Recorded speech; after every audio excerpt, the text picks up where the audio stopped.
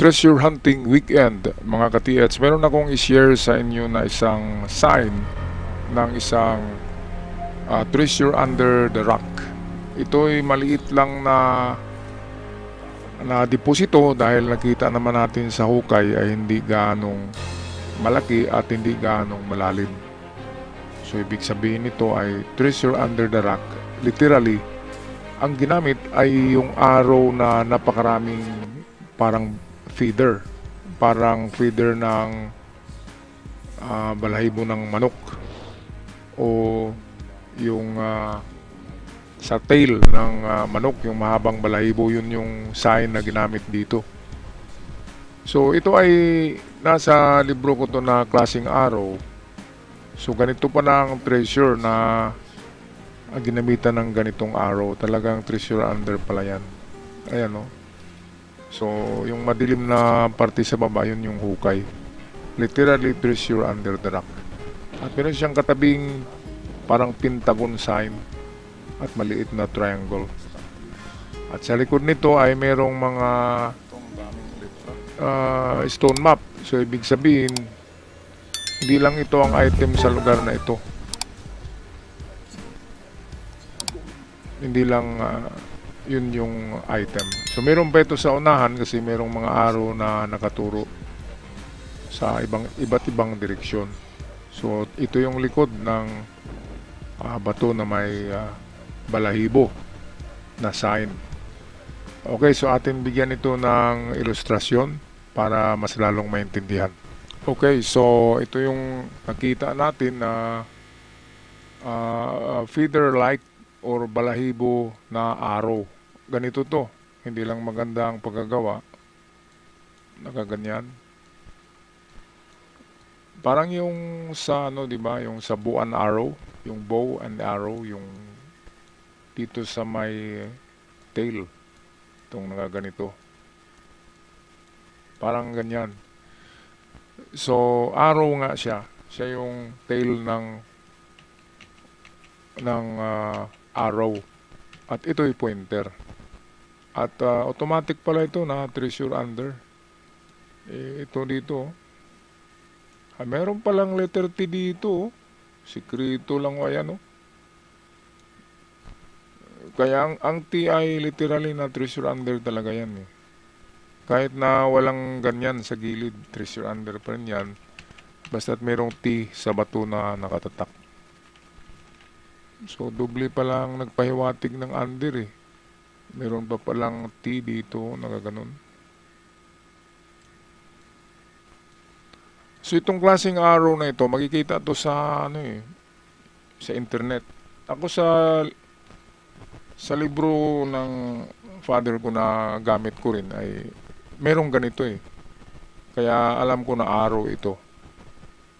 So ayan, huwag na tayong mag-isip ng marami sa ganyang klaseng symbol. Ay arrow yan, kung saan nakaturo ay yun yung direksyon. At treasure under ang kahulugan niya. Mababaw lang siya. So meron siyang katabi na ito, pentagon yan kasi 5 corner yan. So 1, 2, 3, 4, 5. At ito ang kakaiba dyan, meron siyang ganito. Hindi dot, hindi square, hindi bilog. Diba? At ito yung feeder arrow. Kakaibang sign nga, kakaibang symbol. First time to na vlog ko sa channel ang ganitong sign. Kaya binahagi ko. Kasi kapag tingnan nyo ang dito, ang katabi niya ay pentagon. Kung tingnan natin, parang dito ang turo eh. Pero yan pala ay merong sekreto siya dito. Ito ang nagtuturo na dito papunta. Kaya mahirap talaga ang Japanese treasure symbol. Kasi iba ang pag-iisip ng Hapon kaysa atin eh. Kaya ang ginagawa nilang mga signs ay kakaiba sa ating alam. Diba? Kakaiba rin sa ating analysis. Kasi nga iba yung mga nila. ginagamit na symbol ay hindi common para sa ating mga pag-iisip. Kaya nga decode, kailangan ma-decode. At kapag ma-decode na yung mga symbols nila, madali na lamang. So katulad na lamang nito, naghiwalay, di ba? Pag ganito ang direksyon ng dalawang sign na to, naghiwalay. So ibig sabihin pala niyan ay hindi yan naghiwalay. Pag ganito yan, kasi treasure under eh.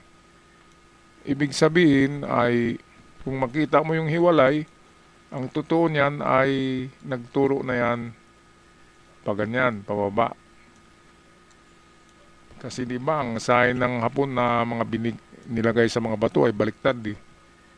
Halimbawa, yung araw na maiksi na nagaganito. Yung maiksi lang siya, malaki ang ulo na araw yung ganyan. Halimbawa ito, yan ay reverse arrow yan, dito yan pupunta sa likod.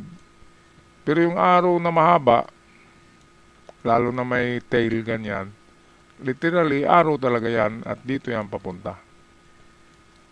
So mayroong mga reverse image or mirror image symbol ang mga Hapon, karamihan ay baliktad talaga.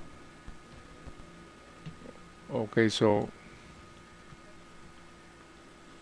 ito yung full view ng dalawang sign na magkatabi. Oh, kitang-kita nyo mga katiyat. So, nakaganyan. No? At halatado na chinisil talaga ang sign na yan. Chinisil yan. At merong parang teardrop sign dito. Teardrop. Yung tulo. Tulo ng tubig o luha. Tinuturo niya ang dahon.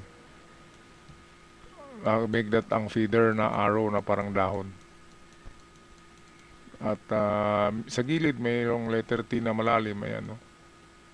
Kaya automatic na dito talaga siya sa baba. Wala nang ibang pupuntahan, baba. Wala kasing mga hukay diyan sa unahan. Wala rin dito banda. Wala rin sa front. Wala rin sa likod. Kaya nasabi ko na ito'y recovered treasure. Kasi isang hukay lang under the sign. Kapag ganyan na isang hukay lang ang nakita sa palibot ng marker, ibig sabihin niya nakuha na kasi hindi na siya nag-try muli. Kasi kung hindi na tumbok sa 3 meters, di ba, lilipat ka na naman ng test dig.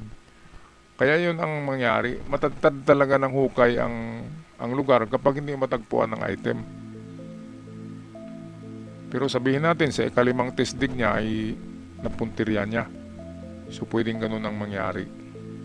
Pero kapag isang hukay lang talaga, accurate, at sumunod sa mga direksyon ng symbols, malamang 99% nakuha kagad.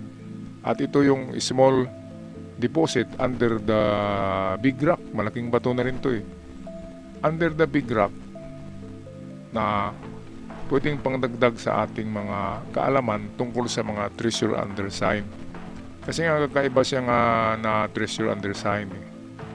Kaya magandang pangdagdag mga katiyats sa ating dictionary ng treasure hunting. Alright, so ako'y magpaalam na. Maraming sa lahat at sa mga bago pa lamang sa channel, huwag kalimutang i-subscribe ito para palagi tayong updated sa mga uploads. Sa aking mga avid followers, ingat at sana surtihin tayong lahat sa taon na ito sa ating mga proyekto. Hanggang sa muli, paalam.